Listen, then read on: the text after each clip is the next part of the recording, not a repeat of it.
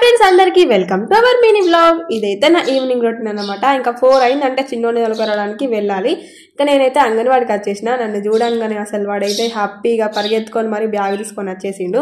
ఇంకా వాడిని తీసుకొని ఇంటికి వచ్చిన తర్వాత ఈవినింగ్ టైం అయితే ఖచ్చితంగా నేను ఏదో ఒకటి చేస్తా పిల్లల కోసం. ఈ రోజు అయితే రొట్టె వేస్తున్నా, ఎక్కువ రొట్టెనే వేస్తా. ఇంకా వెళ్ళేటప్పుడు పిండి కలిపి పెట్టేసిన, వచ్చేసరికి అయితే మంచిగా నానిపోయింది.